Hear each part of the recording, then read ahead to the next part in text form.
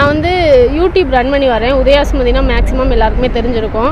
ஆனால் இந்த டயத்தில் வந்து பார்த்திங்கன்னா மக்கள் பார்வை சித்ரான்றவங்க வந்து சில பேரை பேசியிருந்தாங்க. அந்த இடத்துல வந்து என்னையும் பேசியிருந்தாங்க. ஆதாரம் இருக்குது அப்படி இப்படின்னாங்களா. ஆதாரம் வந்து நான் பேசியிருந்தேன்னா அவங்க வந்து என்கிட்ட காட்டட்டும். நான் அதுக்கு வந்து நான் என்ன பண்ணணும்னு பண்ணுறேன்.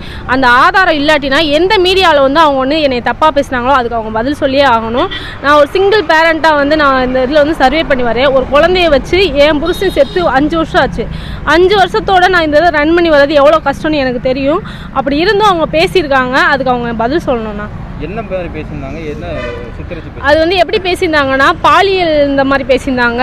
நான் வந்து காசுக்கு போகிறேன்னு சொல்லி பேசியிருந்தாங்க. அப்படி என்னை ஒரு புள்ளி ஸ்டாப் கூட வைக்க முடியாது எந்த இடத்துலையும். அப்படி வச்சுருந்தாங்கன்னா அவங்க எனக்கு வந்து நிரூபிக்கணும். இப்போ எங்கே வந்திருக்கீங்க? என்ன? நாங்கள் கமிஷனர் ஆஃபீஸ்க்கு வந்திருக்கோம். அவங்களுக்கு கம்ப்ளைண்ட் கொடுத்துருக்கோம். இதுக்கு வந்து அவங்க பதில் சொல்லணும். சொல்லாட்டு அடுத்தடுத்து நான் மூவ் பண்ணிக்கிட்டே தான் இருப்பேன். அவங்க என்ன யூடியூப்ல அப்படி போட்டிருந்தாங்க? என்ன போட்டிருந்தாங்க? அவங்க வந்து இல்லை நிறைய பேரை பேசியிருந்தாங்க. அதில் வந்து என்னை வந்து ஒரு 2 செகண்ட் பேசியிருக்காங்க. ஆனால் பேசின விஷயம் வந்து ரொம்ப தப்பாக இருந்துச்சு. அதனால் நான் வந்து கம்ப்ளைண்ட் பண்ண வந்திருக்கேன். ஓகே.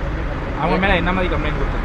அவங்க வந்து என்னை அவதூறுப்படுத்தி பேசியிருக்காங்க. மக்கள் முன்னாடி வந்து ரொம்ப கொச்சப்படுத்தியிருக்காங்க. அந்த பேரை வந்து எனக்கு மீட்டி கொடுக்கணும். இல்லை அவங்க வந்து எனக்கு ஆதாரத்தை காட்டணும். நான் பேசினேன், நான் இந்த மாதிரி தப்பான ஒரு பொண்ணுன்றதை வந்து அவங்க ஆதாரம் காட்டணும். அப்படி காட்டலைன்னா இதே மக்கள் முன்னாடி அவங்க வந்து எனக்கு வந்து பதில் சொல்லணும். வேறு என்ன மாதிரியான நடவடிக்கை எடுக்க சொல்கிறீங்க? காவல் ஆணையர் நான் வந்து இதுக்கு வந்து நியாயம் கிடைக்கின்றதை மட்டும்தான் ஃபஸ்ட்டு எடுத்து வைக்கிறேன். ஏன்னா ஒரு பொண்ணு வந்து தனியாக சர்வே பண்ணி வர்றது ரொம்ப கஷ்டம். அந்த லைஃப்பில் நானும் நிறைய சந்திச்சுட்டு வரேன். ஏன்னா நம்ம லைஃப்பில் நிறைய பேர் வருவாங்க. அதெல்லாம் தாண்டி அந்த விஷயத்தை வந்து எந்த விஷயம் நான் வரக்கூடாது என் மேலே நினச்சினோ அதே விஷயத்தை வச்சுருக்காங்க. ஒரு ஹஸ்பண்ட் இல்லாமல் வாழ்கிறது பெரிய கஷ்டம். அதை வந்து டார்கெட் பண்ணி நம்ம வந்து அவங்க இவ்வளோ தூரம் சொல்கிறாங்கன்னா அதுக்கு என்ன காரணம்னா பின்னாடி ஆள் இல்லைன்னு நினச்சி பேசுகிறாங்க. இப்போ என் ஹஸ்பண்ட் இருந்தால் அந்த இடத்துல அவங்க பேசியிருக்க மாட்டாங்க. என் ஹஸ்பண்ட் இல்லாத இடத்துல வந்து நிறைய அவங்க அவதூறுப்படுத்தியிருக்காங்க.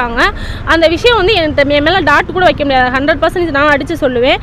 என் மேலே பண்ண தப்பான புகாருக்கு நான் வந்து கம்ப்ளைண்ட் பண்ணியிருக்கேன். அவங்க வந்து எனக்கு பதில் சொல்லியே ஆகணும். இல்லை தொடர்ச்சியாக அந்த அவங்க இந்த மாதிரி விஷயங்கள் தான் பண்ணுறாங்களா இல்லை எப்படி? அவங்கள பற்றி இப்போ வரைக்கும் எனக்கு எதுவுமே தெரியாது. அவங்க என்னை நேராக பார்த்ததும் கிடையாது. நானும் அவங்கள நேராக பார்த்ததும் கிடையாது. அவங்க வீடியோ எல்லாத்தையுமே வாட்ச் பண்ணுற அளவுக்கு எனக்கு டைமே கிடையாது.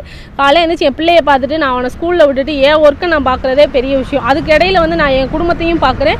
எல்லா சைடும் நான் நல்லது கெட்டதுக்கு எல்லாத்துக்கும் போகணும். இவங்க வீடியோ பார்க்குறது வந்து எனக்கு ஒரு டைம் கொடுக்குறதுக்கான டைமே இருக்காது. அப்படி இருக்க டயத்தில் அவங்கள நான் பார்க்கவும் இல்லை, பேசவும் இல்லை. அவங்களுக்கு எனக்கு எந்த சம்மந்தமும் இல்லை. அப்படி இருக்கிறப்ப என்னை வந்து இந்த அவதூறுப்படுத்தியிருக்காங்க, என்னை வந்து கொச்சப்படுத்தியிருக்காங்க இந்த மக்கள் முன்னாடி. அதுக்கு அவங்க கண்டிப்பாக பதில் சொல்லியே ஆகணும். உங்கள் யூடியூப் சேனல் தெரியும்? என் யூடியூப் சேனல் வந்து உதயாசுமதி.